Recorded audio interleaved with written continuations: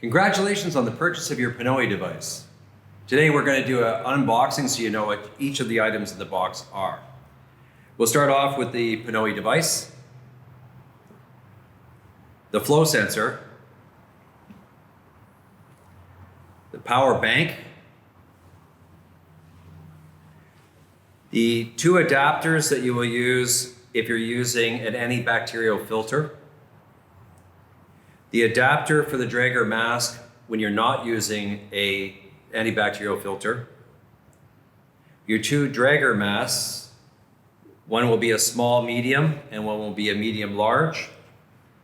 You'll notice on the black nose piece on the right side of the nose piece, you'll see in this particular case ML indicating medium large. You'll also have the polar heart rate strap,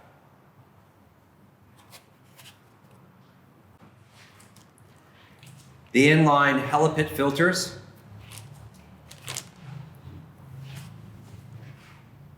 the USB charger cable for the power bank, two sanitation tubes, the T connector for when you're doing gas cylinder calibration,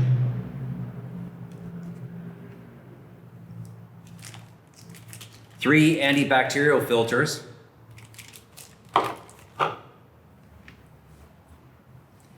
and you'll notice in the mesh you will find an adapter, a wall adapter with two USB ports for charging the device as well as the power bank. You'll also find the connector cable, a USB cable for charging the device. And in the mesh bag, you'll also find the backpack. And you'll notice that there's pouches for putting in the power bank as well as the cables for the power bank that are embedded in the backpack. To power on your PNOE unit, press the power button once and release. You'll see the green light turn on immediately and the yellow light will begin to flash in about 10 to 15 seconds. In the case of powering up your unit, you see a green light but no flashing yellow light within 10 to 15 seconds, you must complete a hard reset. To do a hard reset, hold down the power button until the green light turns off and then turns back on. Then release the power button, and within 10 to 15 seconds, you'll see the flashing yellow light. In order to charge your PNOE device, you must ensure that the PNOE device is on, which means that your green light, solid green light is on, and you have a flashing yellow light. This is imperative when you're charging your PNOE device. Take the USB cable that you received with your PNOE device and plug it into the USB charger. You can use the charger that we provided you or any charger that's 1.5 amperes. You take the other end of the USB cable and plug it into the port on the bottom of the PNOE device. In order to charge your power bank, use the cable that we provided you in your PNOE kit. Plug the USB cable into the USB charger and then attach the other end into your charger device. You'll notice that when it's charging, you'll see the lights moving sequentially along the bars. And of course, you're looking for a full charge being all four lights flashing sequentially. You cannot charge your PNOE device in series. In other words, you cannot plug your PNOE device into a charging power bank as the PNOE device is not charging. There's a 3-hour minimum continuous warm-up period required prior to testing with the PNOE device, meaning that the device needs to be on, again, solid green light, flashing yellow light, for a minimum of 3 hours prior to testing. This will improve the accuracy of the PNOE device. Now, this doesn't matter if you're charging using the USB cable or whether you're attached to the power bank. What's important is for the 3-hour period before testing that the device is on. Solid green light, flashing yellow light. Now remember, if you have this plugged in overnight as we recommend, it is not only charging, but it's on. So therefore, that will meet the requirements of the 3-hour warm-up period. The purpose of the power bank is to ensure that the PNOE device remains charged and warmed up when you are no longer attached to a wall outlet. It's imperative that you plug the PNOE device immediately into the power bank when you unplug from the wall. So just simply take the USB connection, plug it into the power bank, and then turn on the power bank and ensure that the power bank is fully charged, and you will see at least 4 blinking lights that indicates the power bank is fully charged. This will allow you to be able to keep the device charged and warmed up while traveling to an in-home test or while completing a test using the backpack. We recommend that you take every opportunity to directly charge both the power bank and the device using a wall charger. This will ensure that your power bank is fully charged for testing, as well as your device is fully charged and warmed up. For example, if you're traveling from one location to another for testing, you'll have your PNOE device plugged into your power bank to ensure that it's charged and warmed up. But once you arrive at that test location, you can plug both the device and the power bank directly into the USB charger, thereby ensuring that they're, again, fully charged and warmed up and ready to go. To attach the flow sensor to the device, it's imperative that you turn off the device by pressing and releasing the power button on the device and waiting until all the lights go off.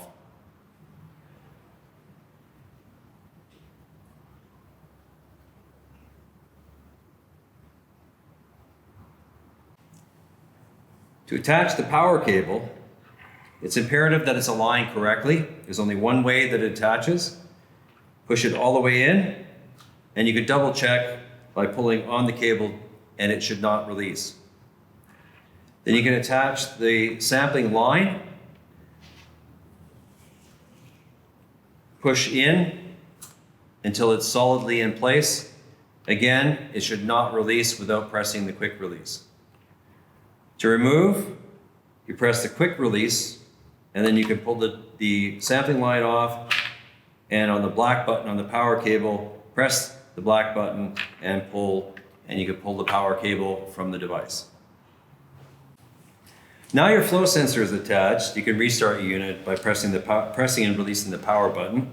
You'll see the solid green light and the flashing yellow light within 10 to 15 seconds.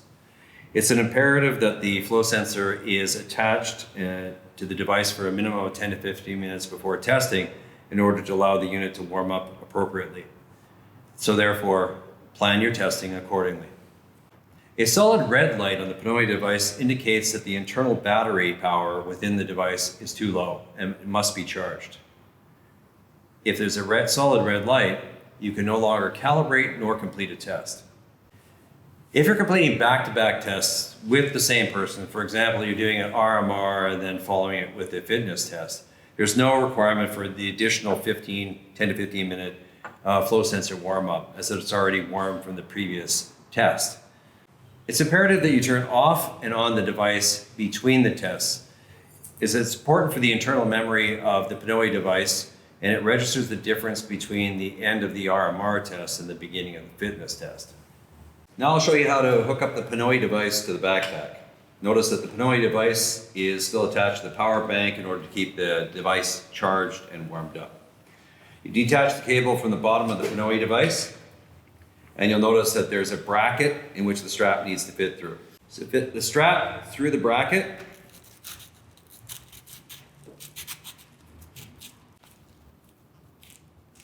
and then you pull the strap all the way through. Feed the strap through the connector on one side.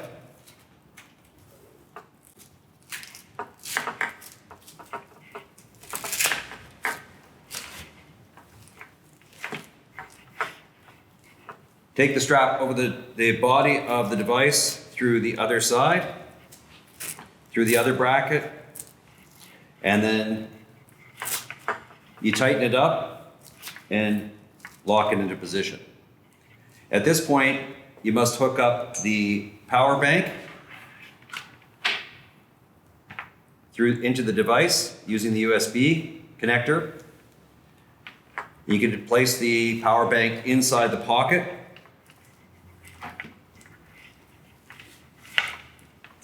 Then you take the other end of the cable and you plug it back into the bottom of the PNOE device to keep it charged and warmed up. And then you just have to close the flap to lock the power bank in position. I'll now show you how to create a new customer profile, as well as how to select a protocol and to pair your devices. Select the PNOE app, select Begin New Measurement. You'll notice that it provides a list of your current registered customers. When adding a new customer, you need to hit the plus button. It'll bring up the ability to enter all the details specific to that person. If you're creating a profile for yourself, make sure that you do not use your company profile email, as this causes conflict. You'll be required to enter email,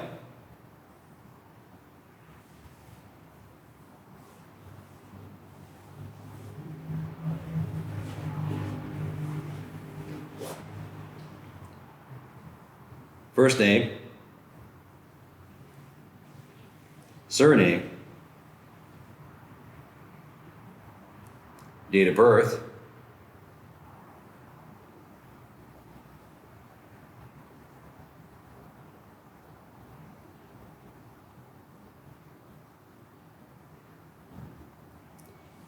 select male or female as appropriate. You can enter the weight in either in kilos or in pounds. Height either in centimeters or in feet and inches.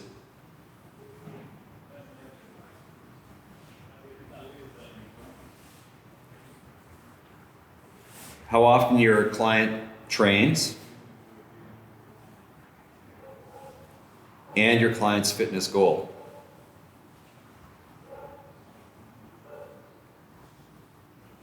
And then hit save. After hitting save, it'll bring you to the select protocol page.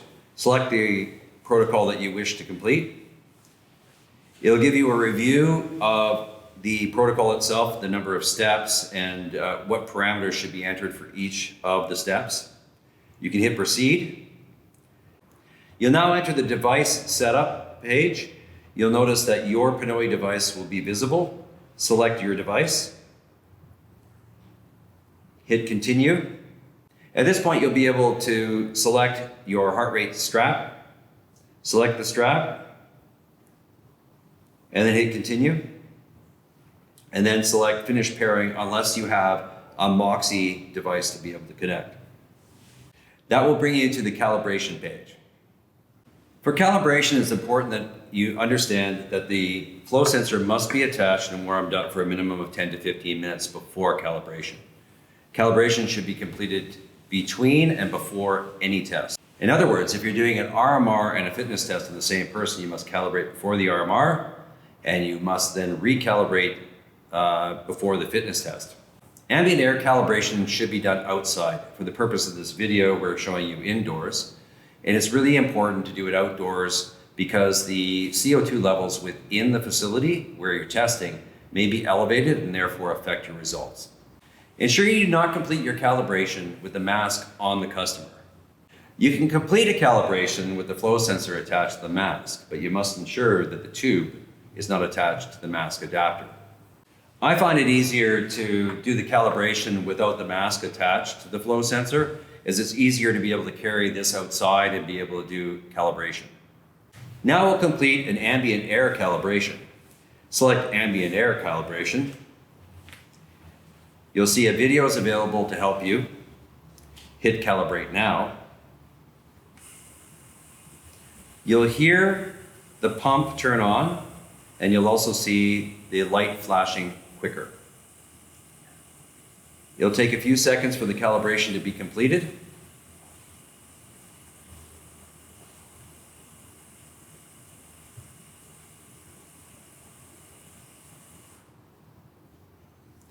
And you'll see calibration successful and done. Select done. And then you're able to start the test. Okay, now we're going to cover gas calibration. So you'll see here our O2 tank. The O2 tanks are usually white with a green top. They're extremely dangerous. So being up on a table like this is inappropriate, but just for the purposes of the video so you can see what we're doing. This tank should be mounted or in a rack that ensures that it's stable, because basically it's a rocket. Especially if the head contacts the ground, it can actually cause this thing to go off, and the pressure within the tank can actually drive this right through a wall. So if you're going to use an oxygen tank, you must be extremely careful with it and make sure it's properly mounted. There's really no requirement to use oxygen calibration or gas cylinder calibration when you're not in a lab setting or working within research. So it's perfectly acceptable to use ambient calibration in most of our cases. You'll notice that on the tank is a delivery system. A lot of them are different. So I'll just explain this particular layout. You'll have 1 or 2 dials, it depends. But in this particular case, you'll have a dial that will indicate the pressure that's available or the volume that's available in the tank. And then you'll have a flow rate. And in this particular case, it's in bars, but you can also have a flow rate meter that's in liters per minute. In the case of a gas cylinder calibration with PNOE, you have to set it to 1 liter per minute, and that's the equivalent of 6 bar. So this is a 6 bar pressure set for the calibration of the PNOE device. What comes with the tank itself is you'll see a sheet that will indicate the O2 and CO2 levels available in the tank. Of course, we want around 16%. In this particular case, we have 15.92% of oxygen, 5.13% of carbon dioxide, and the rest is made up of nitrogen. So it's important that you keep these figures available, as you will need to enter them into the app for gas cylinder calibration. Now, what you need here, you'll notice this one, we have a tube attached to it, and we have our T connector. So you see with our tank, it came with a rather long tube. And in order to plug that in, you need to remove the white end, not the T connector end, but the other end. And you then can place the tube within the tube, making sure that it's well seated.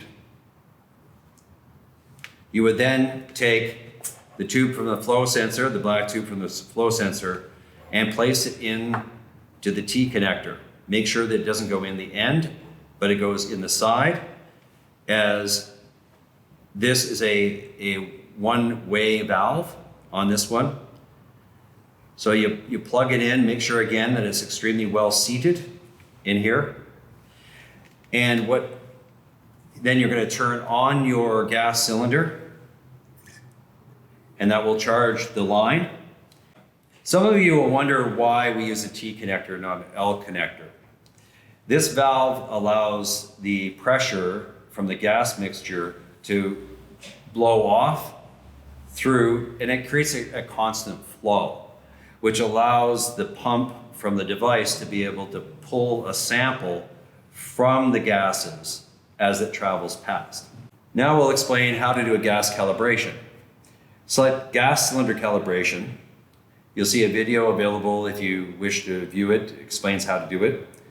You'll see enter concentration values, and you take the values from your sheet specific to your tank and enter them in. So for O2, in my particular case, it's 15.96, and then you enter the CO2 values,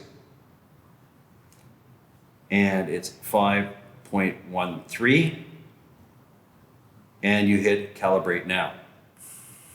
You'll hear again the pump on the unit working, and you'll see the light flashing more quickly.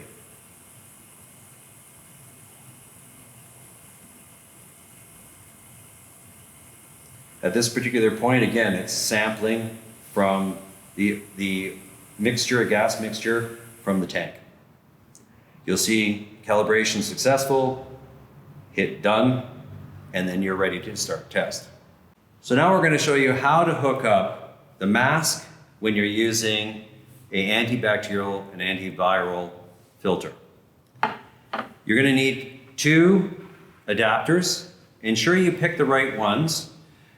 The one that goes into the mask will have a screw and will have nothing down the center. So again, we'll have the rings for screwing into the mask and nothing down the center. And then the adapter that goes into the filter, again, will have a rubber ring, and you'll notice the post in the middle. You take your mask and you use the first adapter with the screw mechanism in, and you insert it into the mask.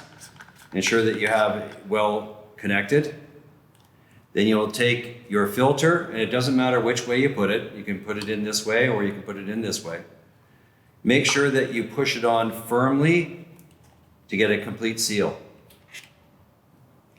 Don't be shy. Give it a good solid push and make sure it's well mounted. You're then going to take your other adapter. Take the other adapter with the rubber ring, again, forming a seal. And again, make sure it's well pushed on to the device. And you'll feel a solid, not a click, but you'll know when it's well seated. Then you take your flow sensor, ensuring that you're putting the flow sensor end with the rubber ring, again, to create a good seal. You're going to place it into the adapter. You'll notice that there are tangs on either side of the adapter. Make sure that you have it mounted in position so that it can go all the way in and it's not being blocked by the tangs. Then you're going to give it a good solid push. You're going to hear it click.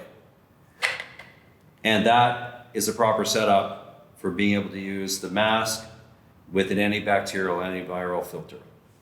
When completing a test without using an antibacterial antiviral filter, you take your mount with a screw adapter and screw it in all the way until you get it nice and tight and it's very stable and secure.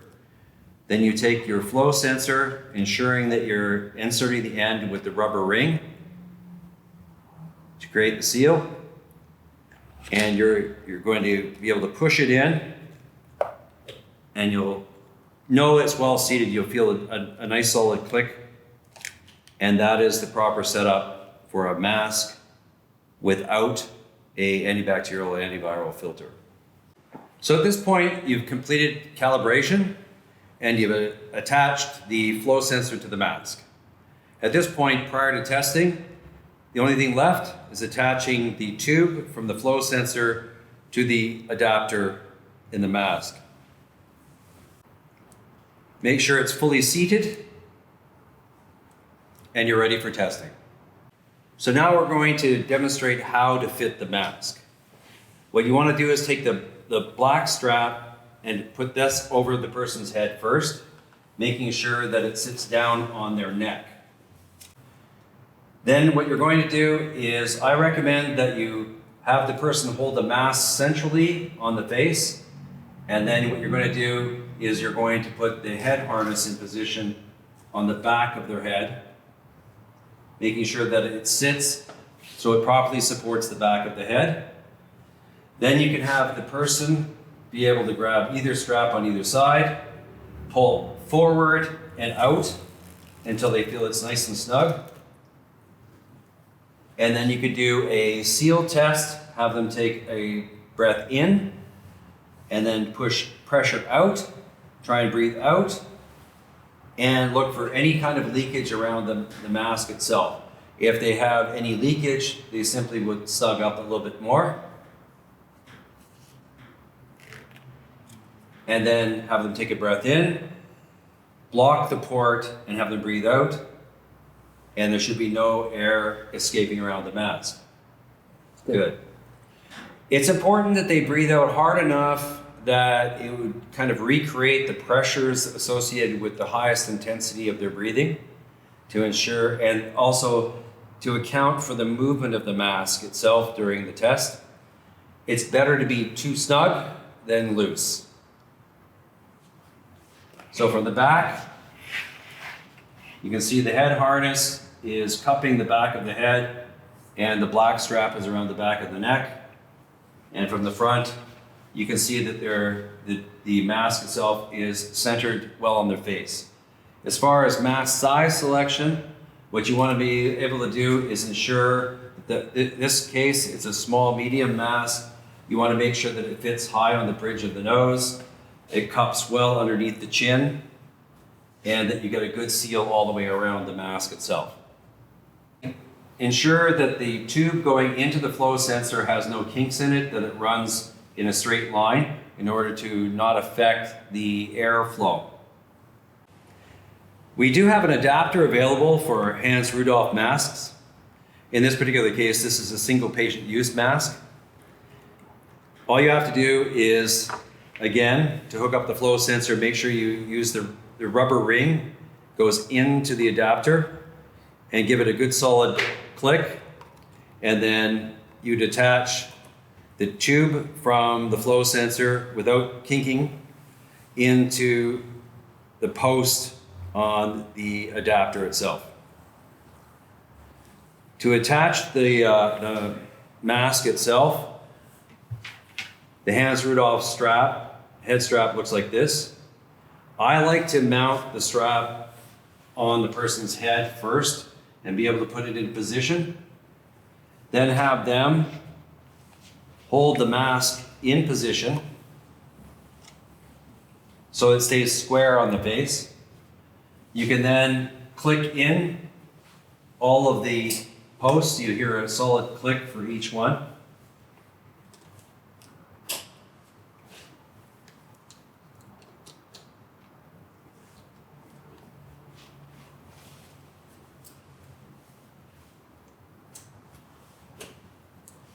And then what you can do is you're going to adjust the head harness to ensure that the pull along the upper moves just underneath the orbit of the eye and above the ear. So you can take the top of the strap and you can remove both pieces of Velcro, and what you can do is you can then adjust the head harness so it sits in the proper position.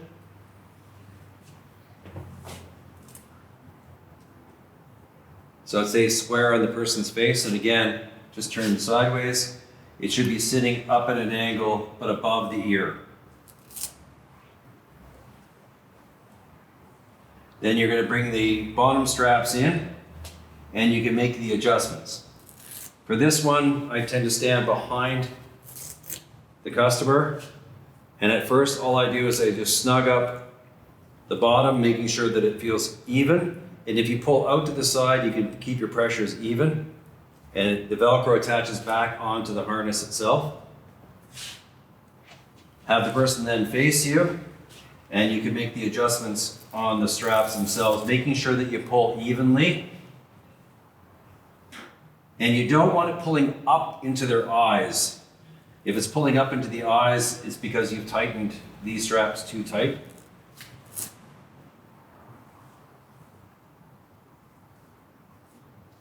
And what you're looking for is, again, a good solid seal, and where the person takes a breath in, tries to breathe out against you, looks for any air escaping around the mask. Any air escaping?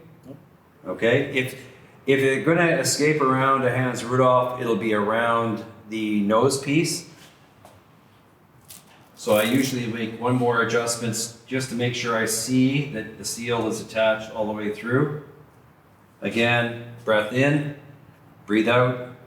Any leak? Excellent. And that's the Hans Rudolf mask fitting. So now we're going to fit the backpack.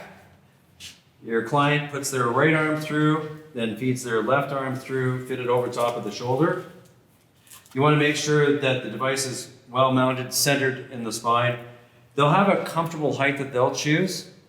And then what you can do is turn towards me. You have the ability to adjust the shoulder straps or to adjust the height of the device. You have two belts, one that will connect across the front of the chest that they can adjust comfortably. And then there's a second strap that helps stabilizes the bottom of the backpack, reaching across, sitting across a little bit lower on the chest. And again, you can get them to be able to adjust it to a comfortable tension. So it should fit snugly, securely, and at a comfortable point of height. And you can make the adjustment here. The last thing you do is after you get everything fixed in place is you'll notice that there's a small ring here to be able to open up.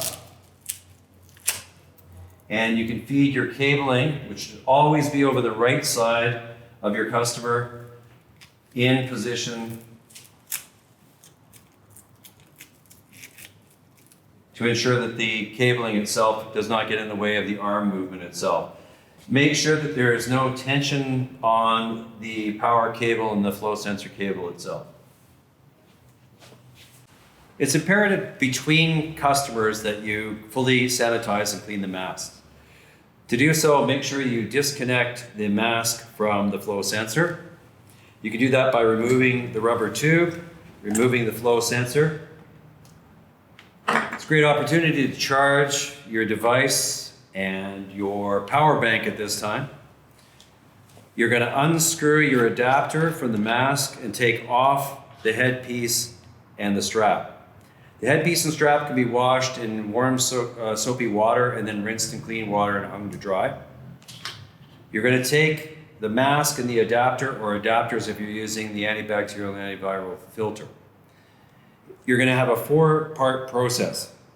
The first is going to be a soak in HibiCleanse or Hibitane, then a soak in a 70% alcohol solution, a rinse in water, and then a drying station itself. My suggestion, this is how I did it at the facilities that I worked in, and it's the best way of doing it. Making sure that you have large enough containers that you can fully submerge the mask and the adapter. In the first container is HibiCleanse and Hibitane diluted to the appropriate dilution that's indicated on the container. The active ingredient in Hibitane and HibiCleanse is chlorhexidine gluconate at 4 or 5% weight per volume. If you cannot find HibiCleanse or Hibitane where you are, you can find a solution with the same active ingredient, and then what you should do is provide information specific to that solution to support so that we can check to ensure that it does not damage our equipment. You're going to leave the mask fully submerged in the adapter for 10 minutes in the HibiCleanse or Hibitane. You're then going to transfer for 1 minute fully submerged into the 70% alcohol solution. So you're going to take both and you're going to transfer them over to the other container. After 1 minute, you're going to fully clean in water, making sure that you get all the other solutions off. And then you're going to transfer either into a drying station where they can air dry, or you can use your blow dryer at room temperature to dry the mask and the adapter. For cleaning masks, you can make up your solutions at the beginning of each day, and then at the end of each day, you must throw out your solutions for that day and start with new solutions the next day. Because of the fact that alcohol is corrosive, we recommend that you wear rubber gloves or latex gloves when handling any of these materials. So now we're going to demonstrate how to clean the flow sensor. It's imperative that the flow sensor is detached from the PNOE device. So use the quick releases, and of course you must protect the charger cable and the flow sensor cable, and be aware of not putting pressure through the wire insertion into the flow sensor itself. The cleaning process is 4 parts. The first is a clean with HibiCleanse or Hibitane, then a 70% alcohol solution, followed by cleaning with deionized water, followed by a drying station. To start the cleaning process, you need to attach the rubber tubes to either end of the flow sensor. Again, be very careful when you're putting on the plastic devices that you do not put any pressure on the cabling.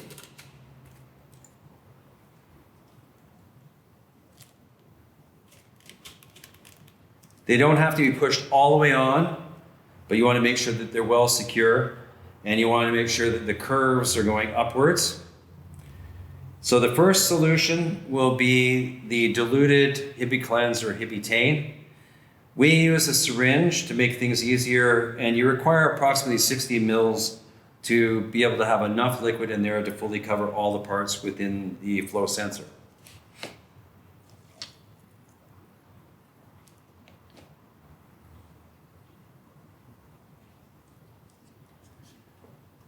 Again, make sure that your flow sensor line and the power cable are completely away from any of the liquids. Make sure none of the liquid can touch any part of the flow sensor itself.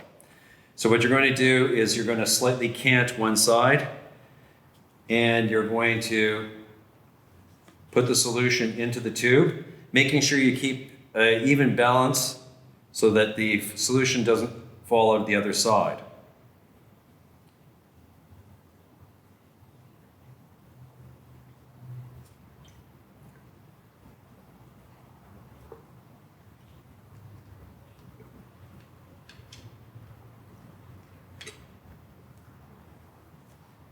And then what you're going to do is rock the tubes back and forth, making sure that you keep the tubes curved up so you don't lose any of the solution.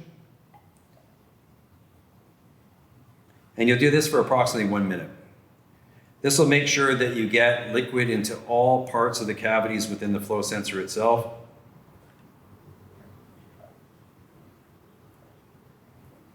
And then what you're going to do is you're going to leave that fluid in contact with all parts of the internal parts of the flow sensor for 10 minutes. So 1 minute to making sure that you're getting the liquid over all parts of the cavities within the flow sensor, and another 10 minutes of just soaking. What you want to be able to do is be able to see that when you lay it down, that there's an equal amount of liquid on either side of the tube. So for example, here, you want to make sure that you can see the fluid solidly up against the top of the tube on both sides. And then what you would do is let it soak for 10 minutes. After waiting 10 minutes, you're going to dump that solution out, and you're going to move to the 70% alcohol, following the same process.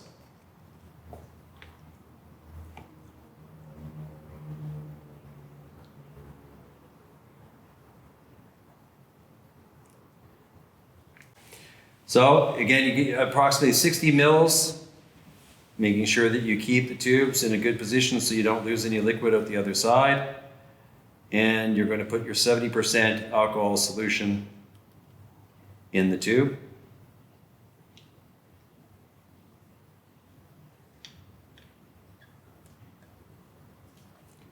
Again, rocking back and forth to make sure that it gets through all the cavities of the flow sensor. Again, 1 minute.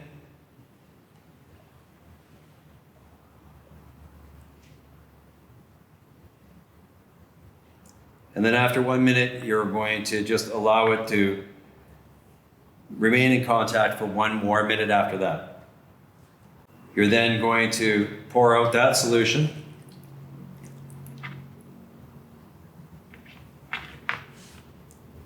And you're going to put in 60 mils of deionized water.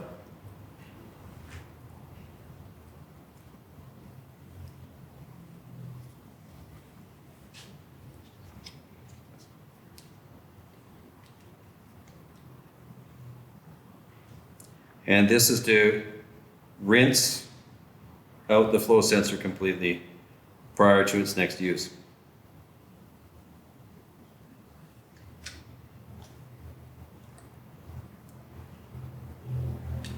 And about 1 minute of rinsing here by just rocking back and forth. And then after 1 minute of rocking to make sure that it's fully clean, you're going to dump out that solution as well.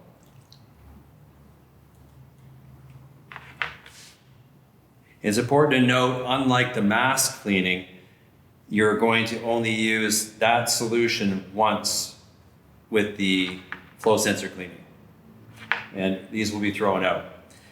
I recommend that between using your syringe and the different solutions, that you always rinse the syringe between each one with deionized water as well.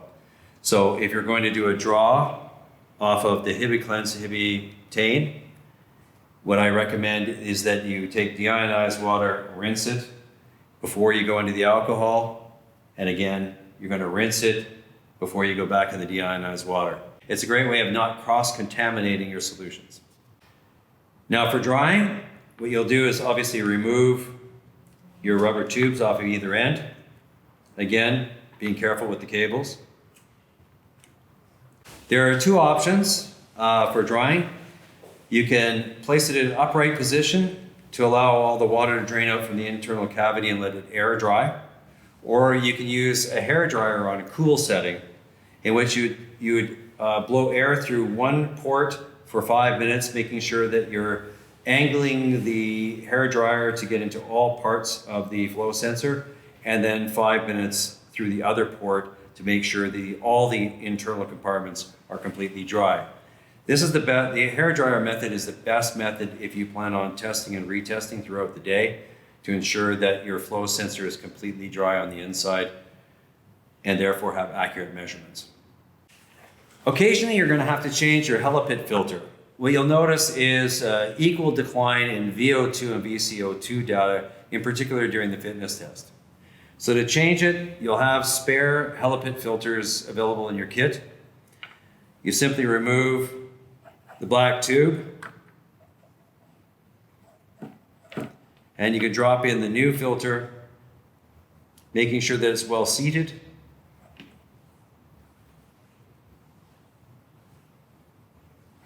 And you're good to go.